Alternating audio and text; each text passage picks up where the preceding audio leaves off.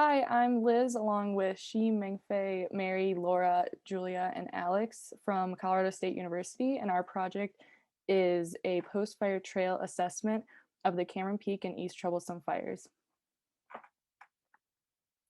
In August of 2020, the Poudre Canyon experienced a tragic wildfire named the Cameron Peak Fire, the largest wildfire in Colorado's history, which ignited and engulfed large areas of the Arapahoe and Roosevelt National Forests.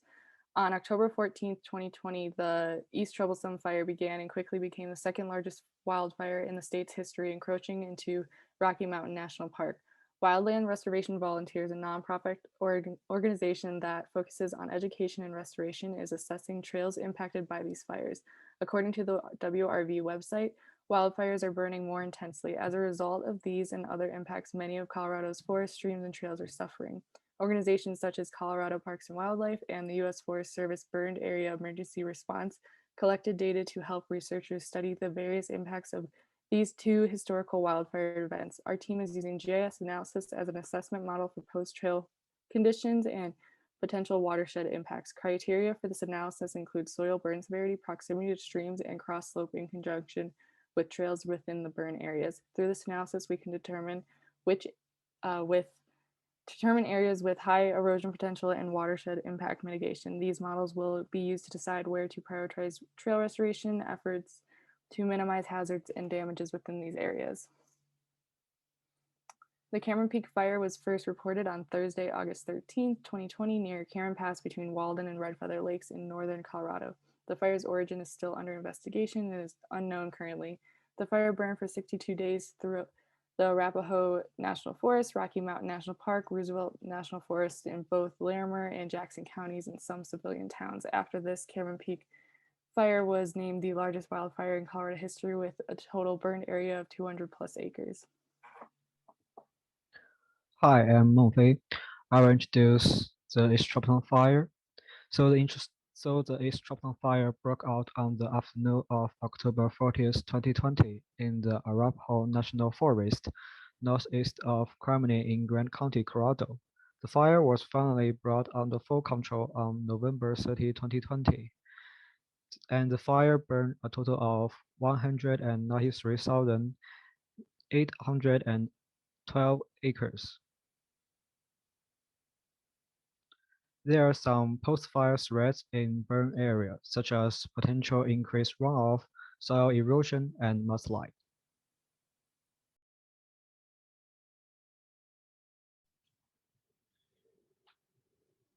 Hello, I'm Alex, and for the Bear Burn Area Emergency Response Team, combined with fieldwork, Burn Area Emergency Response made a quick assessment of the burn watershed and create a soil burn severity map to monitor changes in the soil conditions and the restoration of vegetation.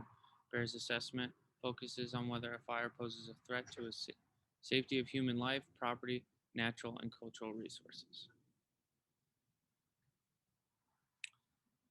This is the soil burn severity map of the East Troublesome Fire. And for the high soil burn severity, the red, this level represents the destruction of almost all organic matter on the ground. And the soil appears to be red, orange, or gray. For the moderate level, which is yellow, the soil is up to 80% of the area is destroyed. For the low, the soil appears to be slightly charred, and then for the green areas on the map, it is low or unburned areas.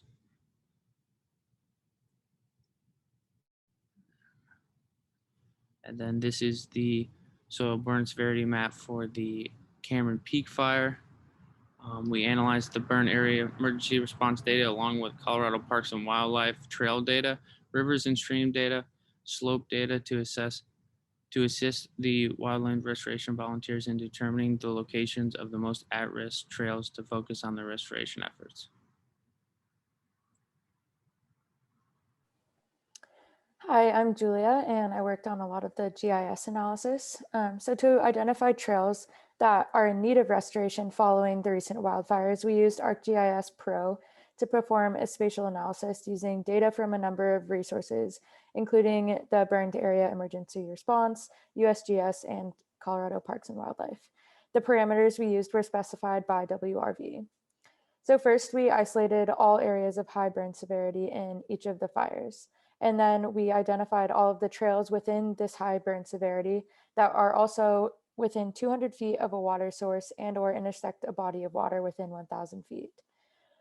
So after fires, trails and roads contribute a substantial amount of sediment that flows into nearby streams and rivers, especially in areas of high soil burn severity where overland flow is dramatically increased. Trails that met these parameters were listed as medium priority. Finally, we determined slopes within those previously selected segments of trails that have a cross slope that exceeds 1/3 of the trail grade. These trails that met these parameters along with the previous were listed as high priority. We will also be going out to do some ground truthing in a few weeks to determine whether or not our findings were successful to inform WRV of the accuracy of our assessment. So I focused primarily on the Cameron Peak fire, and I have a map to show you, but first I'll just reiterate that the high priority trails include those in high burn severity regions within 200 feet of water and or 1,000 feet of a stream crossing, and with a trail grade that exceeds 1/3 of the cross slope. The medium priority trails meet all of the previously listed parameters except that of the trail grade. Additional trails may also be at need for restoration, but not as urgently as the specified trail segments. In total, 6.4 kilometers of trail are medium priority and 4.3 kilometers are at high priority for restoration in the area affected by the Cameron Peak fire. So on this map, I'll pull up the legend. We can zoom in and see that there's a noticeably greater amount of medium priority trails than high priority.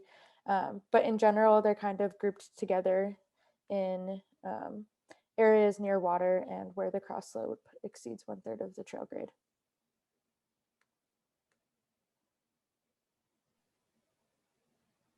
Hi, this is Monfei again. For East Chopton fire, we used the same simple and methods with Cam Peak fire to show the result of the post-fire trail assessment. In this area, 1.09 kilometers is medium priority recovery, which are orange line in the map, and 0.47 kilometers is high priority recovery, which are red line in the map.